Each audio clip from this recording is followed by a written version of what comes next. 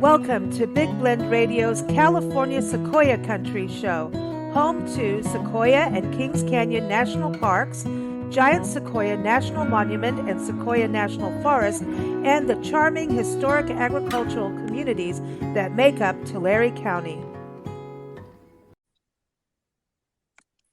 Hey, everybody, welcome to Big Blend Radio's first Thursday California Sequoia Country podcast with the Sequoia Tourism Council.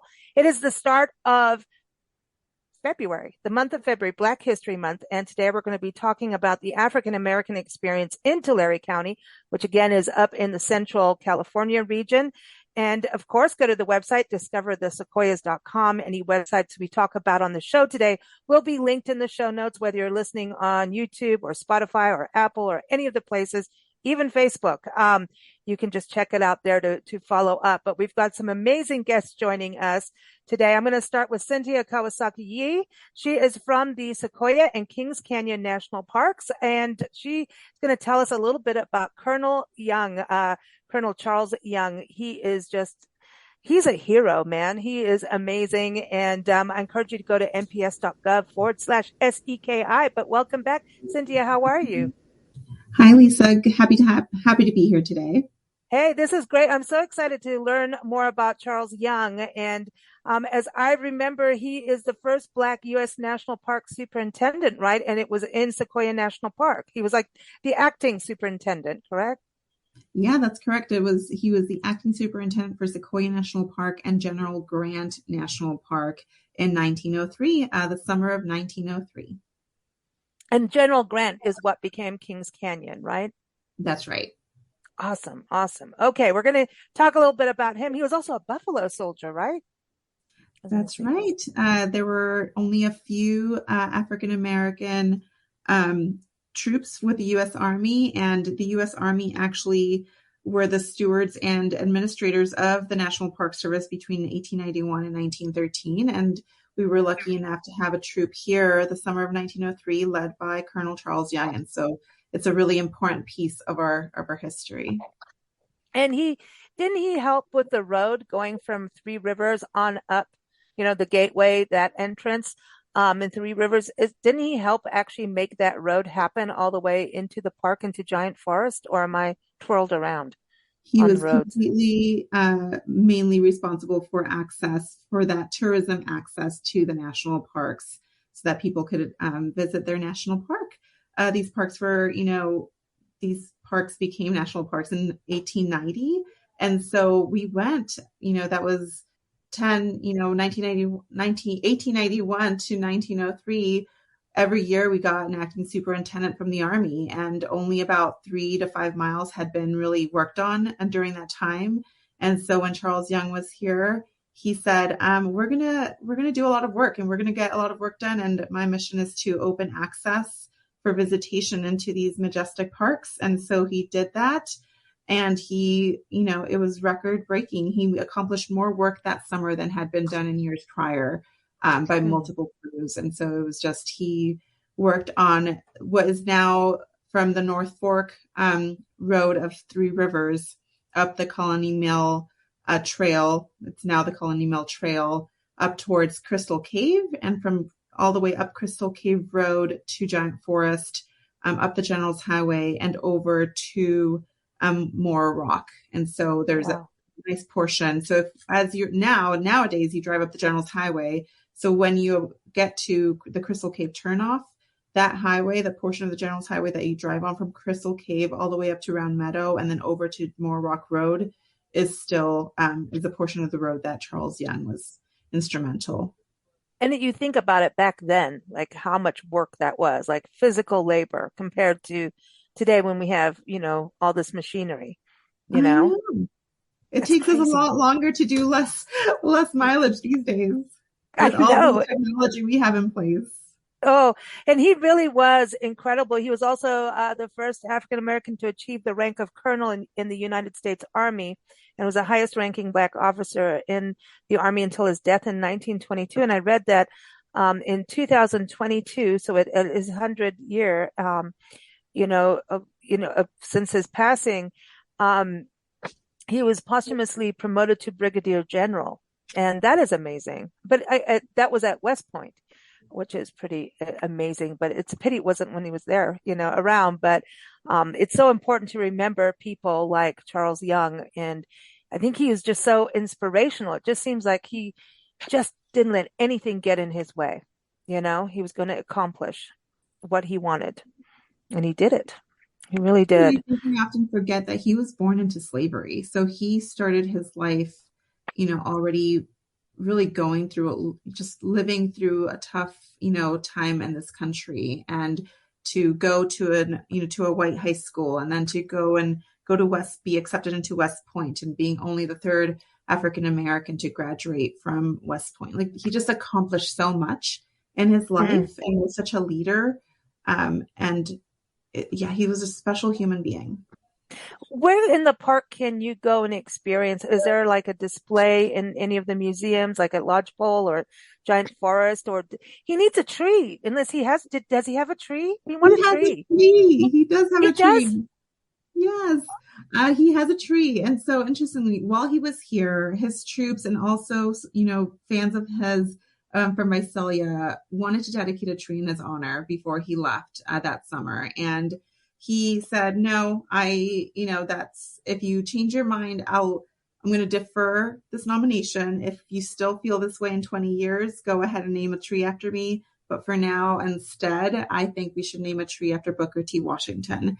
And so during his time here, he, I believe, named 3 trees. One of those was Booker T. Washington tree, which is still in these parks. But there is a Colonel Young tree located near Auto Log along the Crescent Meadow Moore Rock Road.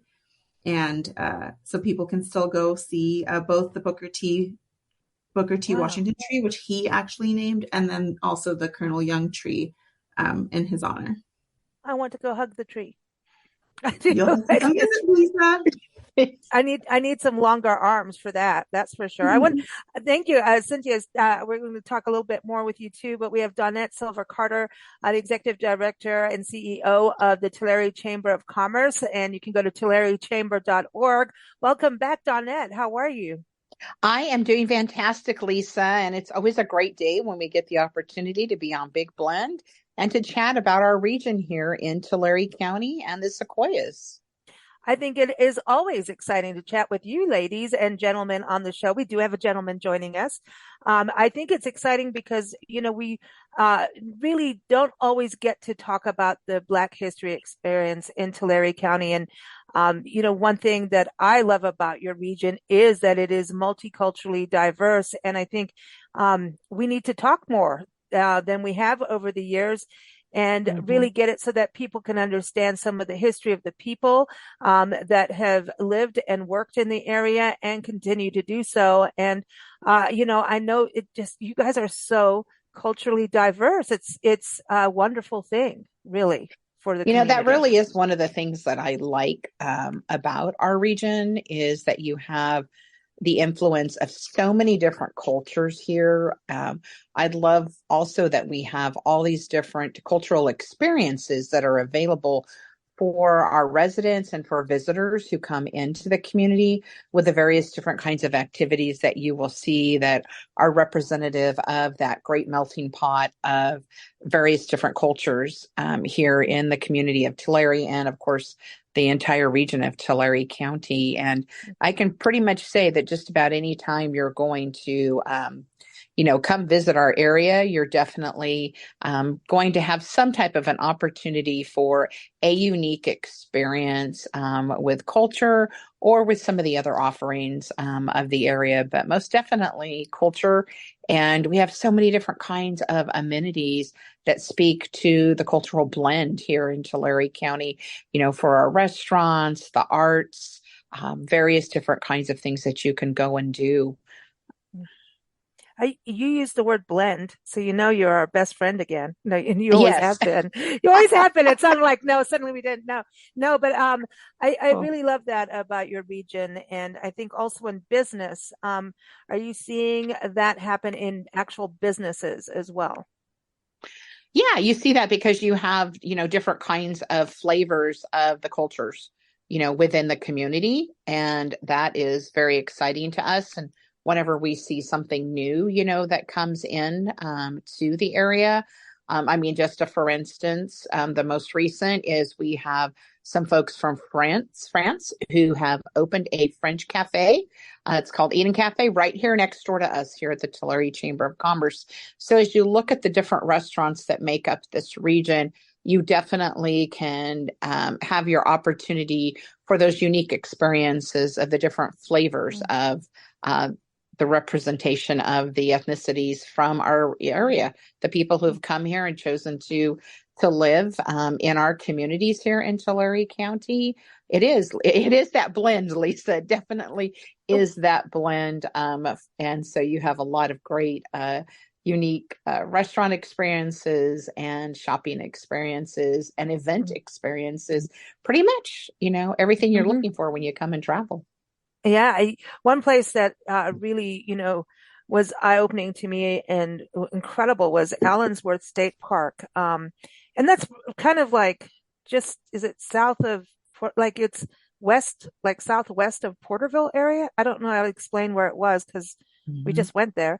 Allensworth State Park, which is an independent and self-governed ranching and farming colony for free African Americans. And it was created in 1908. And I mean, this was a whole community with businesses. That's why I was getting into that commerce side of it, barber shops, there was a school, there was so many different things happening there. And, no one lives there now, but as a state park, they've really preserved this. And I think that we've have a few places like that across the country, but for California, that is amazing for people to go and step into that history and understand it. So I encourage people to look at Allensworth as well when they come to Tulare County and to that region. And we'll talk a little bit more, but I want to bring our other guests on. We've got Patty Rocha, the Executive Director of Tulare Historical Museum, which is just a few doors down, pretty much a few steps away from Donette's office in Tulare.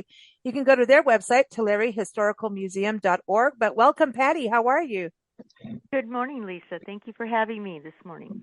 Yeah, we're excited to have you here because we hear we're talking about events and destinations. There's the parks. We're talking about Sequoia and Kings Canyon National Parks.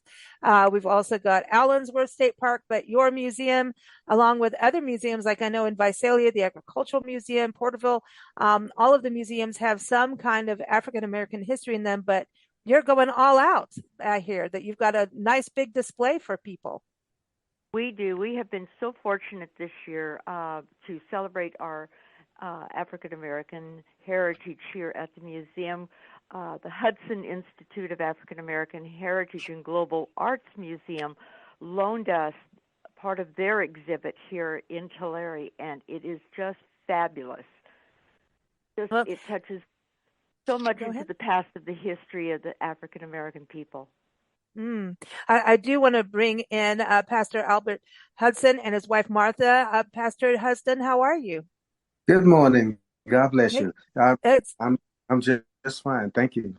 It's good to have you here, and welcome, Martha. How are you? Great, thank you. It's good to have you both here. So, Pastor Hudson, I heard that your museum was in Southern California, then you moved up to Central California. And now part of your museum exhibits are now in Tulare Historical Museum. Can you tell us a little bit about those pieces that are on display right now? On display is an array of African artifacts. A 200-year-old shield, a warrior shield from the Maasai tribe, and we have quite a few other portraits and artifacts, memorabilia, figurines, the works, and we're proud of this particular display.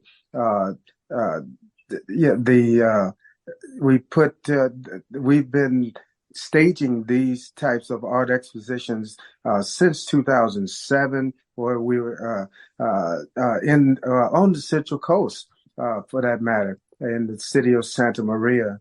And here I am in the valley, and we are looking for a facility to build a museum which represents represents and shows uh, uh, uh, shows the African American journey, and yeah, this is what it's all about. That was one of our objectives. It was created as a medium for the presentation of the African American journey. Our mission for this particular museum, and by the way, this is uh, a project, sort of post-retirement, because I started off as a law enforcement officer in city of Santa Barbara Airport Police, and I'm retired from the California Department of Corrections, and also United States Naval Communication Petty Officer. And so I've always wanted to uh, build a facility which would represent all the who are descendants of African descent, I should say. Yes, and we started off as in 2007 and remained to be a 501c C3 nonprofit organization, and we started it off. Me and my my deceased wife, Frances Hudson, who passed after our marriage of 42 years. And now I've got on my side and working with me, Martha and Hudson, a beautiful wife that took a hold of this dream of mine, and she's by my side in everything we do. And so, and I just want to make sure that others, well, when we receive this invitation from the Tulare Historical Museum, I can. I said, okay, looking at the space allotted, I said, because I'm an implant in the valley here, I wanted to include members and pioneers of this San Joaquin Valley. So I got a hold of quite a few people. Mr. Buddy Jones, who's going to be at the reception. He is an expert. African in African drums, and also African slavery tag and artifacts. And also there will be we have book on display, book that was written by a book that is called The Story of Adam Laurie Rankin. It's all about the Underground Railroad conductor. We also have artifacts such as warrior shields and spears and headgear from the Tulare Museum staff, and also commemorative stamps of Harriet Tubman, which is a plate that is dedicated by or donated by LaShawn Ingram Philpott. So I wanted, and also the Friends of Allensworth.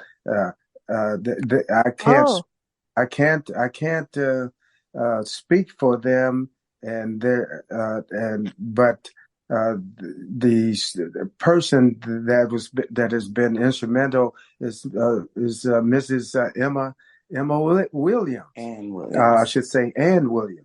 And so a lot of I wanted to finally I just wanted to include the people of this valley who are considered the pioneers, and because we're going to need them as you know as a source of support when we open up our own facility, our own facility in somewhere either in Tulare or Visalia area.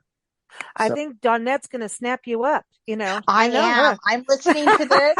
And Pastor, I am getting super excited by everything that you're talking about. We have to chat some more. I I love this, and I love that you talk about the African American journey. And my mom and I, Nancy and I, travel the country full time and go to as many national park units and state parks and parks, community parks, museums. To make sure Patty knows, we go to museums, and we've been to yours too, and we love your museum. And we've been all, everywhere. Don't ever look at the map of what I've been driving over the last few years. It's insane. But, because most of my life I was raised in Kenya and South Africa. And so seeing some of the photos that Patty sent over, I was like, wow, I'm feeling at home here. To see a Maasai warrior shield and some of the artwork and even, it just, that's the part that I think sometimes we're missing is the journey back into Africa, the continent itself, the motherland, and to really understand the different tribes that make up that beautiful continent. And, because when you think about slavery, when people came over, it was just like, here you are, you're shoved on a boat and now you're here. And that you don't have, it's a, we've done shows on this, on looking up African American the tree, the family tree. It is so difficult to really go back and find that. So whatever you can identify with it's so crucial because here if you're Caucasian, you can sit down and go, oh, here's my tree, I go back to England, or something like that. But when it comes to the African American experience, maybe sometimes on the East Coast we see a little bit more, but I think on the West Coast we don't see as much as where we've traveled. Like in Louisiana, Cane River Creole National Historical Park, we met with a gentleman called Alvin Shields, and he was able to, when they created the park and saved it as a National Park Service unit, he was able to, through that, help actually preserve his family's sharecropper home. And, we met him and he was making plantation toys, and we've done a whole video on it and everything. And I'll send it to you, Pastor, because I think Pastor Hudson, you'll really appreciate this. But he was making these, what they call plantation toys, which are like little wire cars and little, but they move, and as kids. Well, I was like, tell him, I was like, I grew up with that in Kenya as kids, I lived with two different tribes as a kid and, out in the bush. And I'm like, well, that's the toys we played with. And then he was like, well, what tribes? And so we were trying to identify how he knew those, where did these plantation toys come from? And was it, significant for the entire continent, or is it by particular tribe? So he's still trying really hard to find his heritage, to connect all the dots, as to who he is. So, Pastor Hudson, I think it's really important what you've done to show the actual, like I say, the motherland of Africa, the continent, to here, to the States, which is everyone's home now. But obviously not a easy, this was not the joyride to get here and not wanting to get here, but here we all are, kind of thing. That journey is so important, and especially trying to figure out your family history, wouldn't you say? yes, yes, yes, yes. One other thing I'd just like to note, we have a mission and we have a vision as far as the church, as far as the museum is concerned. Our mission is to serve the community by providing a forum for the promotion of human achievements and cultural enhancement program, also to exhibit exceptional representative arts expositions like the one that's on display at the Tulare Historical Museum. Also, our vision is to be instrumental in providing leadership in the preservation, the interpretation, and conservation of the history and evolution of all people of African descent.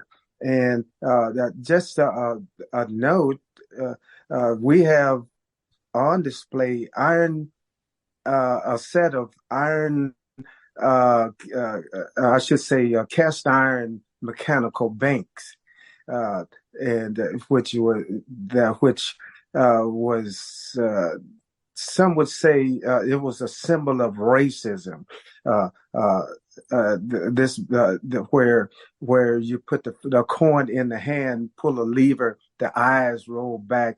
Their features are like animal features, like gorillas, monsters, I should say monkeys, and this is on display at the museum. And some people don't want to experience or to be reminded of this bittersweet era. But I think the people, those who see these it these artifacts. One looks like Aunt Jemima, and also some servant. They don't want to experience this bittersweet experience. Be reminded of this particular era, but it did happen. I look at yeah so my collection. Uh, uh, we also have African mask, which tells the story in of itself, various types of masks itself. So this is it's a history can be uh, really nasty if we don't look at it. It can be ugly. And we don't want to claim it, but we have to let the people know in order to quell the ignorance and the and the in order to quell the unknown, the ignorance, we need to educate the people. In other words, people understand where they came from. They know where they're going. And this year's theme today for this art exposition is honoring the past, celebrating the present, inspiring the future. Yeah. I like that. I like that. I want to go to Patty. Patty, how is the exhibit that you have up now with Pastor Hudson's artifacts in there from his museum? How is that being accepted, or how are people responding to it? Because I know it's up there now. And how long does it go to, by the way, for people to know? Sure. The exhibit does run through February 29th. And we have had so many people come in and look at the exhibit, and they're just amazed by the collection within itself, but also, like Pastor Hudson said, the history that it shows and education that it shows of people of the heritage of our African American. Our schools come in. We have all of our third grade classes from Tulare City Schools that come through the museum. And the children are just fascinated. They go in and I can hear them from my office. They go, oh. They're just so excited about what they're seeing for the first time in their lives. And so it's just a wonderful, wonderful exhibit. It needs to be seen by everybody. It just encompasses so much history. It's just a lovely display. And how do you feel on the museum side about working with another museum? Isn't it power together, right? To work together and collaborate. Absolutely. You know, collaborating with other museums is really number one thing that we need to do more of. And I think all museums are like that. You know, sharing our exhibits, sharing our history, sharing all that we have with other areas within the state of California and beyond. Right now I'm working with the Smithsonian trying to get an exhibit in from them even. So it reaches even clear across the country. So, you know, again, it's history. And as Pastor Hudson said, we have to, whether it's good or bad in the eyes of the person that's looking at it, we need to keep our history and we need to learn from it. We learn from our past. We don't repeat the ugliness. We only repeat the goodness. I agree. And I want to go back to Cynthia over in Sequoia and Kings Canyon National Parks. You know, when we look at things like, you know, the story of Charles Young, you know, he's a general, and it's a general's highway, not just because of Grant and Sherman, but also, I believe, because of Charles Young. You know, he's a general too. Well, colonel and then brigadier general, right? But this is part of why our park service, be it a state park like Allensworth, be the National Park Service, the interpretation is so crucial. And we always tell people it's like when you go to the National Park Service, this is like this is the documentation of the truth. It's not biased, right? That's right. Yes. No, our interpretive staff make sure they put a lot of thought and energy behind all of the research that they do so that they're telling and they go through, we have our park archives. We, have a lot of information on our website. It's just a really well referenced, in stories and information that's being shared by our park rangers to the public. And it's a really important, they take that job very seriously. It's up to them. A visitor may only see one park ranger or a handful of park rangers in their visit here. And so they really need to be thoughtful about what it is that they're sharing with the public during those small interactions with the public, and what are we highlighting as our top stories for these parks. And Charles Young and Buffalo Soldiers, and that story really has risen to one of our key stories that we want to make sure people are aware of, and it's an important part of our history. And I was reading something earlier that was talking about, we have a lot of documented dates over time, right? We have the record heats of the 90s. We have which may have now been surpassed since then, but winter storms or record, all of these events through history that are, documented. But somehow this one summer in 1903 with one Buffalo Soldiers cavalry was, it's being attributed to the leadership of one man. Whereas all of these other events are, times and you don't have a name associated with them. Whereas 1903, Charles Young, his Buffalo Soldiers, such an important key piece of information and history for these parks. And, the work that they accomplished to really open up the national parks to the public. It's a big story to tell.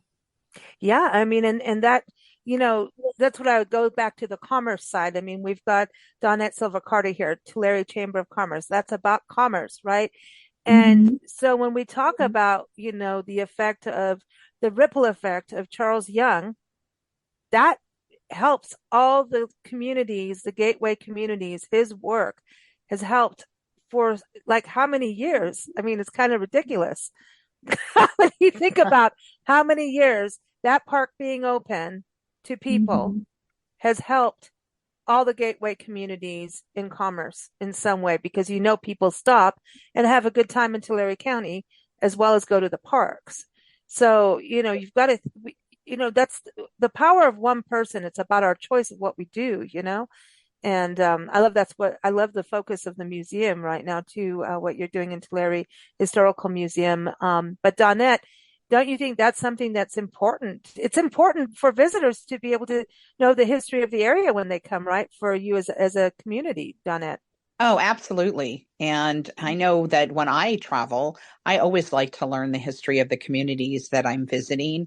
And sometimes you learn so much more than you actually expected. I think we often take for granted even our own community. I think that our own residents going out and looking at the various different museums and sites of interest is very important to us too. We sometimes take for granted that which is in our backyard, but most particularly those people who are traveling into our communities, I always urge you that whenever you're traveling, go and check out a local museum. Find out something about the community that you're visiting. There's always something for each of us to learn, and the history is important, not just from that community's perspective, but just from America's perspective, what we look at and what makes up our country, the various different communities, across the nation. Yeah, the people, what they have to offer, how they have helped to carve out the communities. And again, we have so many different cultures that exist within Tulare County. I just think people would be amazed when they come here to take a look at what we have to offer and the type of history. It's a great history lesson for your kids too. I really should bring that up, that you bring your children into the various different sites like Allensworth, like the museums, and every single community has a museum here. And some have more than one. And some museums are specifically focused on, various different kinds of, areas. Maybe it's an ethnic area, or maybe it's a veterans focused museum. So there is just a lot to learn when you come into our area. And I really encourage people, when you come to visit Tulare County, we definitely want to get up and we want to see the sequoias, whether it's Sequoia National Park or Sequoia National Forest and the giant Sequoia National Monument, of course. And you also have so many other amenities to take in within our community, between the restaurants we've been chatting about, the unique shopping opportunities, other entertainment, and lots of kids entertainment too. Some focused kinds of programs like Ag Ventures Learning Center, where you can take your children and they can learn about ag. There's some hands-on interactive activities there. They can also go to Imagine You and have some fun while also learning as well, because Imagine You is not just about a kids museum and having fun. It's about actual learning about the region. And I think that we learn alongside our children when we take them there too. So definitely, come to Tulare County and explore everything that we have to offer. It's such a great region. I love that you talk about the museums. I think they're so important. And every national park visitor center is like a museum. And every time you go in, you're going to learn another story, you're going to learn about an artifact, which is going to connect back to the people. It's always about the people. History, yes, we have dates and all that good stuff, but it's about the stories of the people that's what hits home, And when you go to a museum, I think, Patty, isn't it true that you guys are always changing out exhibits so that there's something new to see? If you've gone through everything, detail by detail as a visitor, right? You want to see something new too. So museums like yours, do change out exhibits and have events too. Yes, we change out monthly. I have something new here every single month. Wow. So if you were here at the museum last month, you're going to see something new this month, whether it be a art exhibit, or a historical piece that has come into the museum recently. You'll see something new every time. We're just redoing a lot of our exhibits that have been here since we opened in 1985. And our Yocut Indian exhibit has been refurbished. We've also added a 1900s dress shop. We try to give a tour of the past, and so children and families can see actually how people lived in the late 1800s, early 1900s. So we have a bedroom scene, we have a school scene, we have what a family parlor or living room that we call it nowadays looks like. We've added a dress shop. We've got a old-fashioned barber shop and dentist area, and then it goes into our newest exhibit, which we are just going to finish up this coming week, and that is our new hands-on history learning center. And that's where children can actually pump an old iron pump to get the feeling of how it is to back in those days to pump water out of the ground, because they just couldn't turn on a faucet at home. Right. So a lot of new things going on every single day, but especially every month we try to bring in a new exhibit. I love that. And I'll go play with the water pump, but I ain't going to the old dentist thing. Heck no. No, when I see those old dentist I'm out. I'm running. I'm running for the hills. You take the dentist far away from me. Anything with a white coat. No. I'm just kidding. But it's thank true. goodness they've improved those things. I know, but that's the beauty of showing kids things and actually realizing what people have gone through. I mean, it's like, now we can say, wow, we've done so much in medicine, So I appreciate you all joining us here on this special show today. And we got to do more of this. Just that's the thing about, Tulare County being so multicultural, so many people being in agriculture and farming, and obviously in the national parks, like we were talking about too. It is just so fascinating. And of course, then there's more cultures. There's so much good food. But even one time we need to talk about even the Hmong people that live there. That is a very special group of people that really don't have their old home anymore other than where they're now. Right. So There's just dig into the history of the places you go, so you have that appreciation and Yeah, stories that will inspire.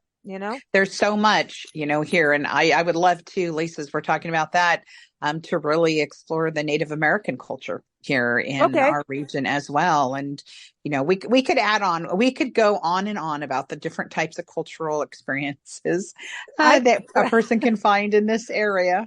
I want to go to a Portuguese festa now. Come on, I know. We need to bring you here for one of those in the spring, late spring, and Okay. check that out. Yep. We have so many different things to explore in this region. It's always something new and exciting that you can learn. And I think, you are, kind of part of the Delta, the California Delta region too, which gets, different cultures around the world that resonates with. You know what I mean? If you think from Asia to Africa, it really does resonate. The wetlands are where things grow and thrive for food. And that's something that, it's part of our DNA and history to be part of that. And, growing things is part of history, and it's part of that is, they say archaeology and civilization came when we started farming, so there it is. That's what makes sense to me about Tulare County. I want to thank you both, Pastor Albert Hudson and Martha, for joining us. Thank you.